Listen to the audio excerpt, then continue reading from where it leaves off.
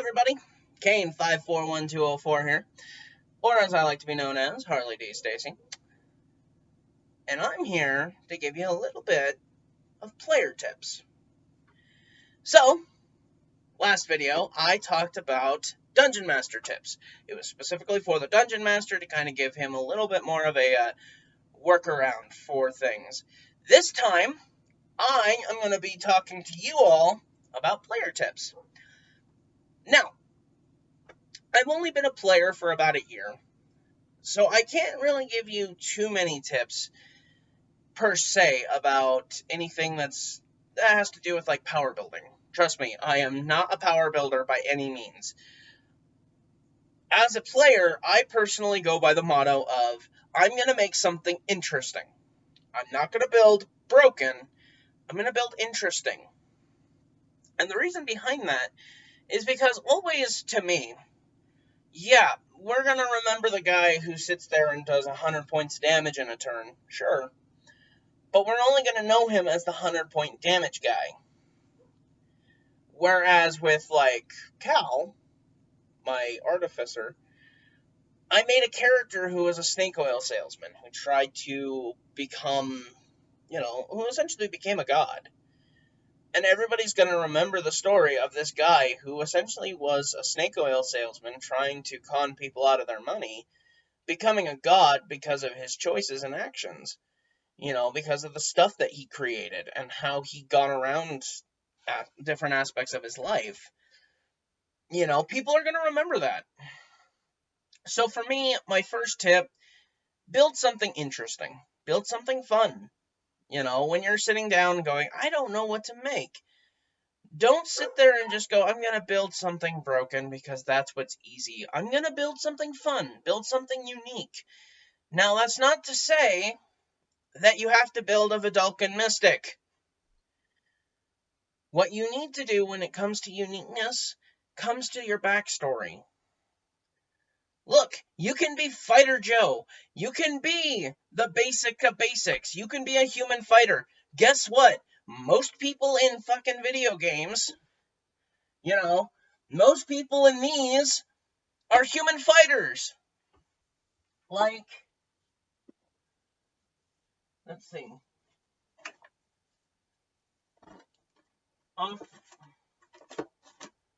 Let's see.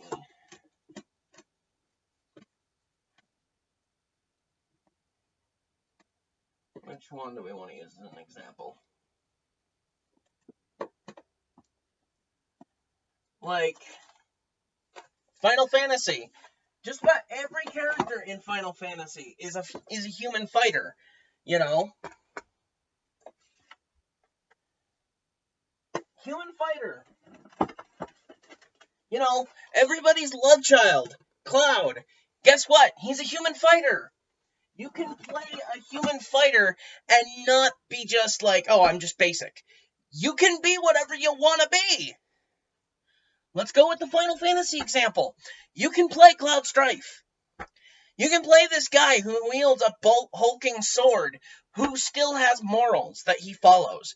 You can play this character and not just be, I'm just a fighter who just hits things. It all comes down to your backstory. How do you want to portray your character? For me, I've always liked the idea of building a character to be interesting. I don't need to sit down and play a mystic. I don't need to play a Vidalcan. I don't need to play a freaking centaur to be interesting. You want to know a character build I want to play, but I haven't found the proper group to play with? I want to play a Minotaur Wizard. A Minotaur Wizard whose whole backstory is that he was stuck in a labyrinth, and when he encountered a wizard who was there, instead of killing the wizard, he was like, I need out of here, I'm going insane. And the wizard's like, this is new. Usually Minotaurs just kill people, and it's just like, I want a character who's like awakened. I want to play a Minotaur who's not dumb, who's not a barbarian. I want to play a Minotaur who casts spells. Because think about it, that would be cool. You know, just playing something off the wall. You know, but that doesn't make you unique. You know, that character isn't unique because of the fact that he's a Minotaur Wizard. He's unique because he became sentient in the labyrinth and told the first party of adventurers he met, "Get me out of here! Get me out of here! Get me out of here!" You know, that's a start. You know, maybe his adventure is, you know, after he got out of the labyrinth, what does he do? You know? Hey, Raz.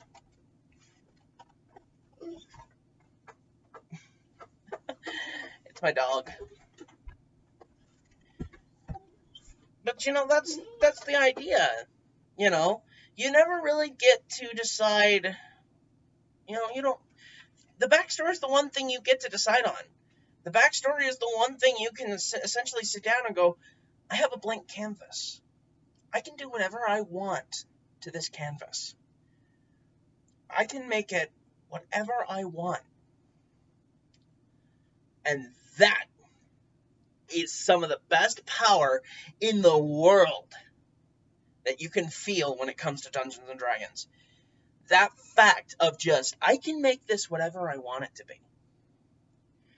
I can make this backstory whatever I want. You know, and sometimes the DM will work it in. The DM will see your backstory and is like, so you're a Minotaur who managed to get out of the labyrinth and now is trying to figure out what to do with his life. That's cool. You know, you realize that being a Minotaur, people are going to be afraid of you. And it's like, well, yeah, I got to work to build a reputation of not being scared, you know, being people's frightening tool. You know, I have to work to that. But it's something to work towards. For me, always having a character who has a really interesting backstory, who's got this idea of just being, you know, just being them, and always having a reason to adventure, that's the best character to play. Always. What's your character's reason to, you know, what's your character's reason to adventure? I want to go kill my dad. Well, who's your dad? He's a god. Vivian. Or Cal. I want to make my fortune. Why do you want to make your fortune? So that way I don't have to work anymore.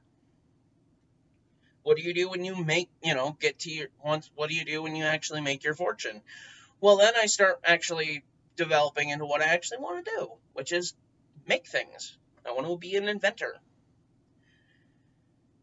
Always having plans, always having a mindset of, okay, this is why my character adventures, will make everybody's life so much easier. For instance, I recently got into a Thursday game, and I'm taking a build from somebody else that is a power build. But it's primarily a power build, so that way I can actually be in the group and be effective in a fight. Because we're at like level 5, and yet I'm sitting next to a couple people who are literally doing like 30 to 40 points of damage a fight. And it's like, okay, now I need to be able to actually stand up in a fight. I have to actually sit in this. I have to actually sit in this and actually be strong. And like I said a while back, I'm taking a build from Offbeat Outlaw. I'm taking his Forever DM build for Season 2. The Warlock Fighter Wizard. And the reason I'm doing that is because I thought the build looked fun, and I'm going to do it. So, but how do you make that character interesting? Why would he adventure? Well, actually, that's pretty easy. I set it up for him as he is a character who is looking for a fight. He essentially became, as one of the players piped off to me, my character is essentially Goku, where he wants a good fight. You know, if you can offer him a good fight, he's down. You know, he's excited for it. But other than the fighting, he's actually pretty monotone. He's he doesn't show a lot of emotion, and it's primarily because when he's in a fight, that's when he mostly feels alive, when he's actually like, this is me, this is what I do, you know? Well, why does he adventure? Well, he goes out to look for a good fight. But, and this is the thing that makes him, where he has to actually work on something. He doesn't realize how powerful he is. His whole thought process, he doesn't know how strong he actually is. As far as he knows, he's middle of the road, but he likes to fight. He likes to encounter new fights. He likes to battle. So, what's he going to do? Well, he's going to actually seek out fights and actually get better at it. So, you can build a very powerful character and still be interesting. So, this is not me advocating that you shouldn't power build. Power build if that's what's fun to you. Just remember that you also need a little bit of uniqueness in terms of backstory. You also kind of need this idea of, okay, this is what my character does, this is how he works, this is how he operates. Just because in combat he's a well-oiled machine doesn't mean outside of it he's any good. And that's the thing. So that's the first aspect of it. Build a unique character. Number 2, always have a backup plan. This is freaking huge. This is such a huge thing that I don't even think a lot of people talk about. So when you are playing a character and you are in let's say a tavern, always have a backup plan of like, okay, this didn't work out for this character. Think of something else just in case. It's like, okay, I want this character to be the best in combat. I want this character to be super strong, and he believes himself to be the greatest gladiator in the world, the world's best fighter. And then when you wade into combat and suddenly he's sucking in combat and getting outclassed by everybody else, I've actually had this happen. He's getting outclassed by everybody. Suddenly, it's like, well, that didn't work out, did it?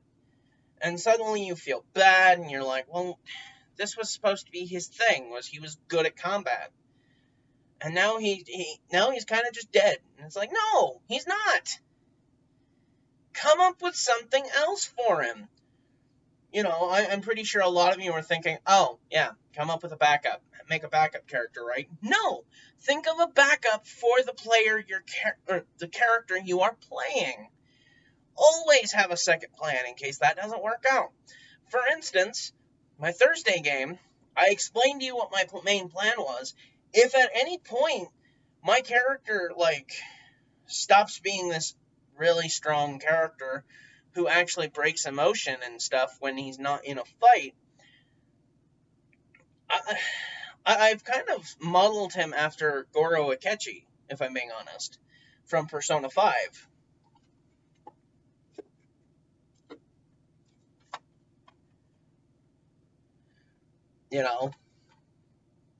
This guy. I've kind of modeled him after that in case that doesn't work. This character who's essentially, very put together, very regal, very, yes. But when he's in a fight, he goes fucking nuts. And it's how I've built this character, and it's because I have a backup plan for him. Just in case the One Punch Man idea doesn't work. And always have a backup plan. And if that character dies, have a backup character. I don't think I need to tell you this. I honestly don't think I need to tell anybody who is actually watching this video that you need to have a backup character too. Because no matter what, if your character dies, because death is always an option, you always need to at least have one. And don't turn into that guy who's like, oh, just let me introduce a new character. No, that's not going to work.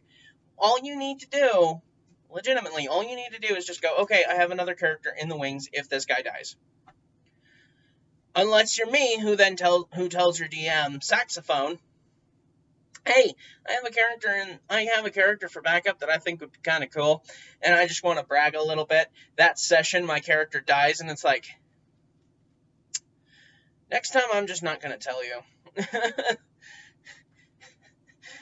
Saxophone's characters, every time I played a character in his game, they either died, got disintegrated, or ended up not being really able to do anything. And it's like, great. So, yeah, that's 2. On to 3. When you're in game, don't be afraid to engage with the other party. Don't be afraid to engage positively or negatively. Do not be afraid to play your character in the party. Do not be afraid to bounce off the party. Do not be afraid to roleplay. And I think that's what this whole section is going to be, is just don't be afraid to roleplay. Do not be afraid of sitting down. You don't have to talk in a funny accent. You don't have to talk in a Scottish accent. You don't have to talk like you're from England. You don't have to. And that's the thing, though, is you don't have to come up with a funny accent. Just talk like you and roleplay.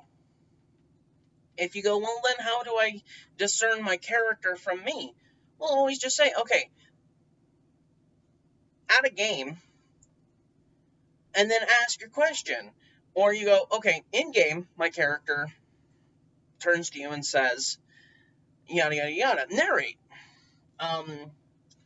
Like in the last video, I actually brought up epithet erased. I'm actually going to bring up another aspect of that you can actually kind of do with your D&D games. So, if you don't know, Epithet Erased is a show by Jello Apocalypse that I believe is still on Verve, which, you can also watch it on YouTube, whichever floats your boat. Personally, I would say support Apocalypse however you can, because Epithet Erased is absolutely great. But one of the things in that show that they do is every now and then, to kind of explain what the character's doing, they will explain what they're doing. One of my favorite examples is with Giovanni and Molly, and Giovanni goes, Giovanni walks over and sits down in Fort Cool Guy and pats the seat next to him. You can always do that. That, in a way, is role-playing. It's explaining things in detail of what you're doing. It's one of the big reasons why I love that show. That show is so good. Even with its janky little animations, personally, I think it's great. It's really good. But, it's based off of, it's based off of a campaign called Anime Campaign. So, of course, it's going to have the roots of, stuff like Dungeons & Dragons, Pathfinder, stuff like that. But it's still role-playing in a way, and it's great. Don't be afraid to role-play with your players. Don't be afraid to role-play with your fellow man. Don't be afraid to go, okay, I want to go into the tavern, and I want to talk to the barkeep. How do you talk to the barkeep? Don't just go, I'm going to go talk to the barkeep. What do I get? I'm going to go talk to the barkeep. How much does it cost to go into the freaking tavern and go, hello, fellow barkeep. I would like to ask about procuring a room. Don't be afraid to do that. Right in the middle of the session. Don't be afraid. And the reason why I say this is because in my Thursday game, there's a guy that, while we were playing, was like, okay, I'm going to interrogate the guy. What information do I get? What is that? If you're going to interrogate the guy, interrogate the guy. It's like, well, I don't know how. Look it up. Look it up. We have a thing called the internet, okay? I don't care who you are.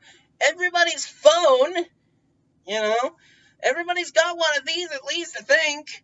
and these are connected to the internet. You know,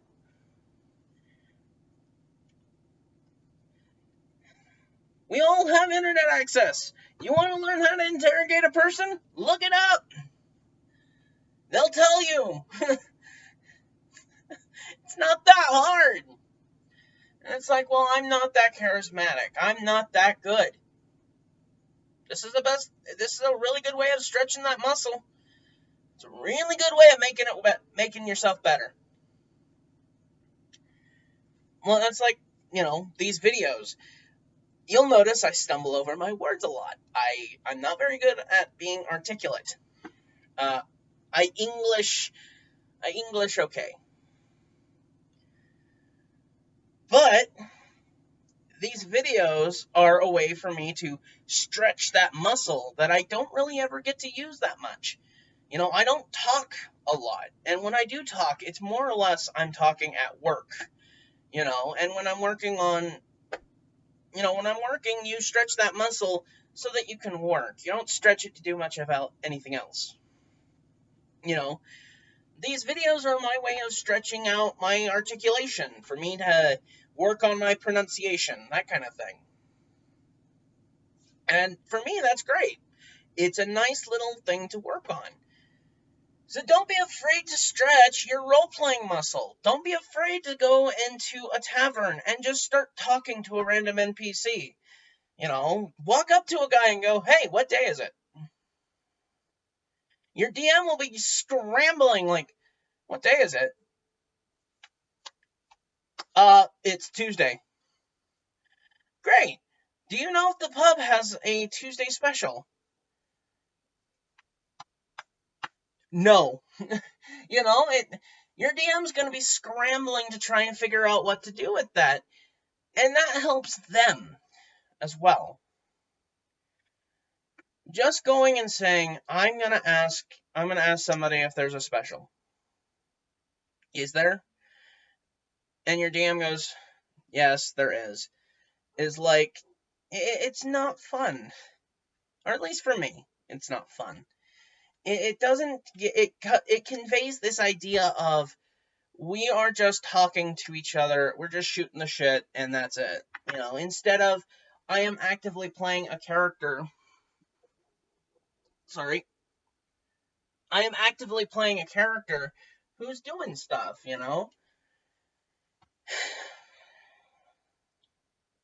So don't be afraid to roleplay. Don't be afraid to sit down and go, okay, this is what we're doing.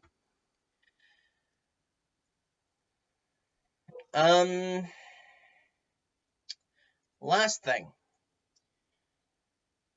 Don't be afraid to branch out of what the book says. If there's something that you want to do that the rules specifically say you can't do, don't be afraid to do it. Do not be afraid in just doing it. Don't be afraid. You want to do something, you think that'd be fun, just do it. Do not be afraid. Don't be scared. Ask your DM, can I do it this way? And if the DM says yes, that will make your day. So much. And I know this personally because I've had a lot of players who have experienced this notion of, can I do this? Can I climb up this tree? And a lot of my players have told me, well, normally my DM would tell me no. And that's not good. That's not fun. And for a lot of players, you have to talk to your DM. If your DM's open to stuff like that, just do it. Explain to them what you want to do. The game is about imagination. It's about fun. There's a lot of DMs out there that won't, though, and I personally think that's horse crap. If I'm going to play a character, I'm going to think outside the box. It wasn't the DM throwing me a bone when I made an iron golem as Callie. It wasn't my DM telling me it was okay to build a musket rifle. You know, it was me coming up with the idea and then asking my DM, could I do this? And that alone, you know, the fact that I was able to get away with that, to make an iron golem, you know,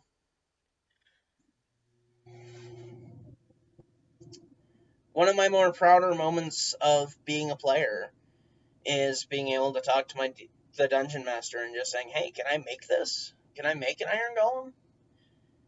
You know, and the DM saying, "Well, if you can figure out how, yeah." And that to me will always be the best part about it. It's the best part about this game is the fact that you're not restricted to what the book says. When I started out as a player, I was a rules lawyer. I won't lie. I look back on that part of my life as a player with just utter dissatisfaction. I ran things, rules as written. You know, my first year as a dungeon master, I ran things by the book, and it wasn't fun. It wasn't fun for me or my players. We had to figure it out. But then, as time grew, I slowly learned that it takes time to figure things out and have a little bit of fun. And that's always what you should be aiming for. You should be aiming for fun. And that's my last tip. Always aim for fun. Don't aim for cool. Don't aim for by the book. Aim for fun. Aim for fun.